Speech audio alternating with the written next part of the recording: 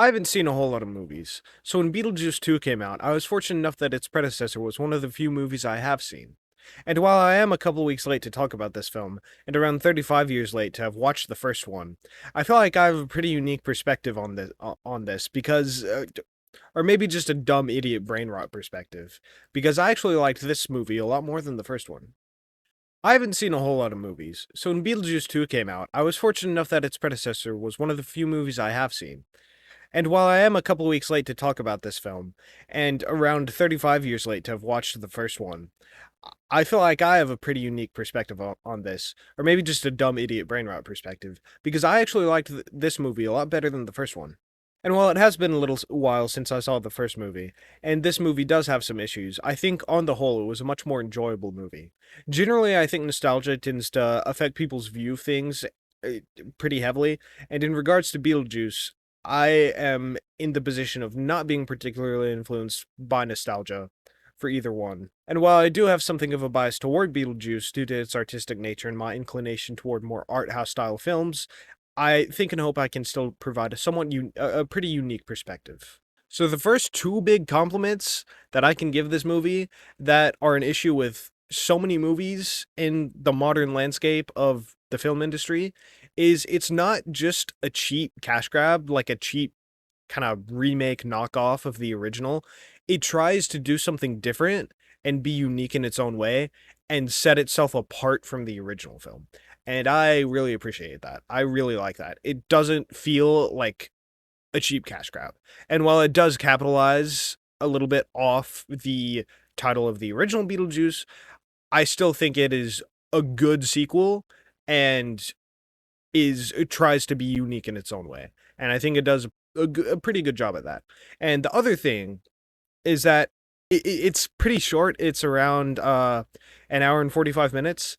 And so, it knows the people who made the movie, and in a sense, the movie itself knows that like people don't want to sit there and watch a 2.5 hour Beetlejuice film, especially before they know it's good. Whereas, because there are so many movies that are like 2 or 3 hours, like with Dune. Dune is the biggest example I can think of. But yeah, I appreciate that it does both of those things because both of those things are, I feel like, pretty big issues in more recent movies, and I feel like it kind of avoids those. The other thing this movie does really well, which is one of the main reasons I love it so much, is the style. The style in this movie is just so good. It has a lot of like kind of like it has a lot of different like it has a pretty diverse art direction, I guess. Because like there are a lot of different characters and they all have incredible like visual character designs. I love the character designs. And just generally this movie I think has an amazing visual style. It's great. I love it. It also has a lot of recurring elements from the original movie, both visually and just generally. And some of them are kind of like mimics of claymation, and you can still tell that they're CGI, but I think it's cool that they kind of try to mimic the vibe of the claymation like from the original movie. And both as I think probably both as like kind of tribute and just because it fits the art direction and general style of this movie better than something else would. And it also leans a lot more, I feel like, into the autumn Halloween vibe than the first one. Whereas the first one I feel like was just trying to be a little more creepy with its art direction. I feel like this one has a lot more like kind of Halloween autumn-esque elements in terms of its artistic direction because this one actually takes place on Halloween. I don't remember if the first one took place on Halloween, but even if it did, it didn't quite feel like a Halloween movie. And all the elements too aren't like direct copies from the original. It's all like changed to like fit the plot and the art direction of the second of this movie as opposed to just directly copying the first. So I appreciate once again that they tried to do something new and make the second one unique to unique from the original. And all the characters are great. I think generally they're very well written. I do have some strife with some of the character writing, which I'll go ahead and say now, I guess, that I'm not gonna get into spoilers for the most part. I'll warn before I do any spoilers. But for now, no major spoilers. But yeah, all the characters are super like unique and quirky in their own way. And once again, the character designs are amazing. I love the character designs so much. Um and generally the acting is all around really good. Especially Jenna Ortega. I kn- I hear that there was kind of like some controversy as to how she would act, how her acting would be in this movie, and honestly, I kind of think she's one of the better characters in the movie. Her character is one of the better characters in the movie, both in terms of acting and in terms of like the writing. But I also think that uh part of that is because I think her character was given more to work with in terms of writing and opportunities to like let let her acting through the character kind of shine through. So I don't necessarily think that basically I'm trying to say I don't think she's the best character or the basically I'm trying to say I'm not simping, right? I'm not simping, guys. I swear. I just think her character writing is good and she and Jenna Ortega acted through that character pretty well. Now the story is generally pretty easy to follow. It's not very convoluted or anything, but I do have some strife with the story and or the general like story and kind of plot and just the way they handled some of the characters.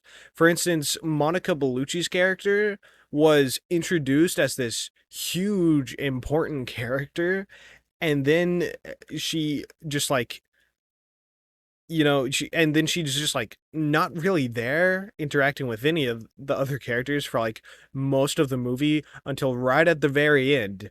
And then right at the end, when you think something big is about to go down, and her character is gonna get a chance to shine, just poof, she's just gone. It's like, what the heck, man? I was expecting something. You can't do this to me. Her character is also incredibly underdeveloped, and she has such a cool power too. I'm not going to spoil what it is, but she has such a cool power, and it just gets like pretty much completely ignored throughout most of the movie.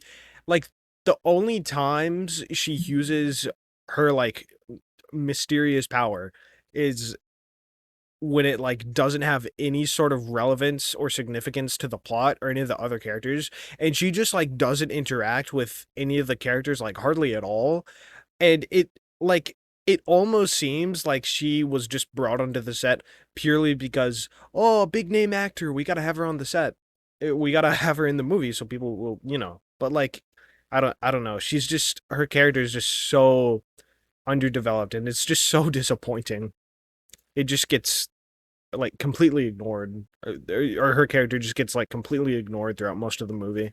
Willem Dafoe's character also felt extremely underused, and his character didn't quite feel um like his character had a lot of personality, even though I don't think he got much more screen time than Monica Bellucci's character, but he still, I feel like, didn't have much relevance or like impact on the plot as he could have. But his character is super cool. I love his character. His character is goofy and fun. But like right at the end, around the same time as Monica Bellucci's character, he comes in. It's his moment to shine, and just poof, he just doesn't have any effects whatsoever. And I hate it so much because like right at the end when once again I'm gonna keep it minor spoilers but mostly spoiler free, but like kind of to not right at the end, toward the end, kind of to around the climax, it's like there are all these characters and then they just don't do anything, like Infinity War, not Infinity War in game, maybe Infinity War, I don't know, but like Infinity War in game, it's like all the characters are trying to fight Thanos and he's just too powerful, you just can't do anything about it, you can't stop him. But with this, it's like that those few moments are like pretty much all you get of the character that has any sort of relevance to the plot or the movie as a whole. And the thing with, like Infinity War and Endgame is it's like part of the point is that these, powerful characters are like weak and defenseless in comparison to Thanos. And it's like, oh, they're so desperate and weak, and look at them failing against this horrendous beast. But in this, it's just like it's like it's not like, oh, look at how strong this character is and how like weak these characters are in comparison, even though like they're strong. I I I am having trouble articulating what I'm trying to say, but like it's not. There's not an emphasis on the characters being desperate and weak in comparison to what they're up against, like there is in something like Endgame or Infinity War, where it's like the point is that there are these strong characters that are weak against this thing. Anyway, I think you get I think you get what I'm saying. But yeah, it just feels like a lot of the characters weren't quite as tight knit into the story as they should have been. It's like it all kind of starts at the same point and then just branches out and then never comes back together. It's just like there's the main storyline and then just a bunch of like side quests or something. And it sucks too because all the characters are so cool. There's also a character that I feel like was done so dirty, and he wasn't like underdeveloped. He was just they just did him so wrong. So there are like three main antagonists kind of in this movie, and obviously one of them is Beetlejuice. I won't spoil the other two, but this guy is one of the antagonists, and they give him this like great heartfelt backstory, and it's like it makes you sympathize with the character and stuff. And then they like kind of do this like reveal of something terrible he did, and it's like it just immediately demonizes him and just negates all the like sympathy or emotional connection you had to him as a character before. Whereas because they do it to justify something he's about to do in the movie that affects the plot, and they make him like an evil character to justify that, when I think it would have been so much better if they had used, because it was right there, it would have been so much better if they had just used like his desperation. If instead of making him an evil character, they had made him a desperate character.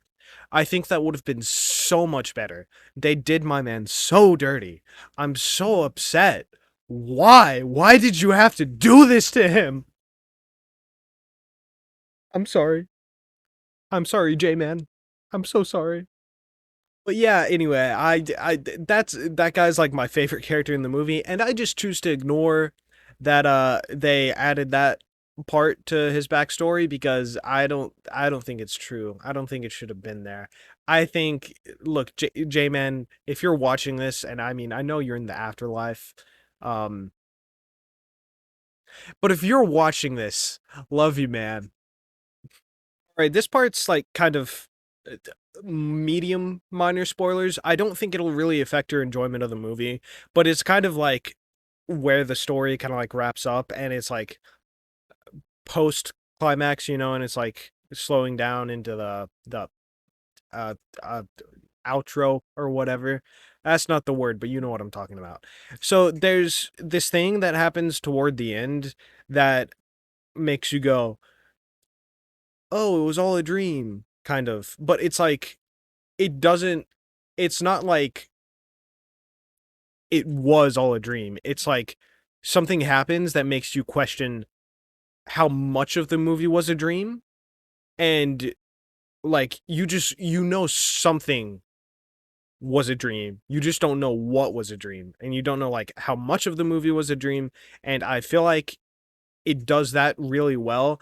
I have mixed feelings because I hate like I generally don't like it was all a dream trope, or like we went through all it, not even it was all a dream, just like we went through all that for nothing, kind of stuff, because like you can do it in other ways. Like time travel, for instance. It's like all this stuff happens and you get us to invest in this, and then you just undo it.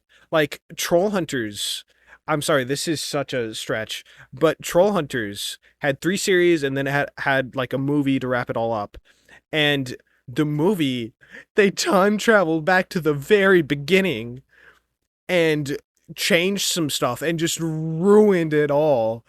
But anyway, just generally stuff that like that, where it's like, oh yeah, all of this stuff that we got you to invest in and care about, forget about that. That's not a thing anymore.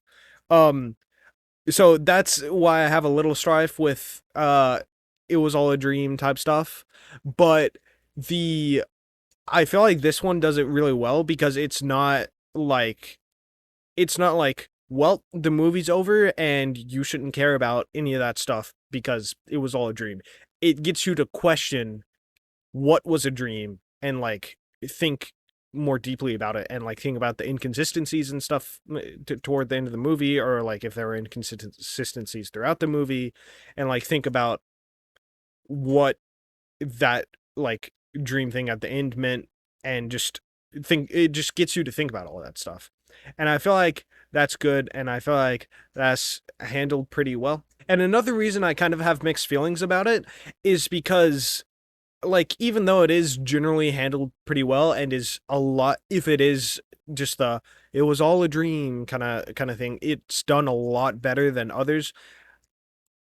It kind of seems like part of the reason all that stuff like branched off and like didn't tie back together is because, or is like not because, but it's like justified by, oh, a lot of it was a dream, or maybe all of it was a dream, or like some of it was a dream or whatever.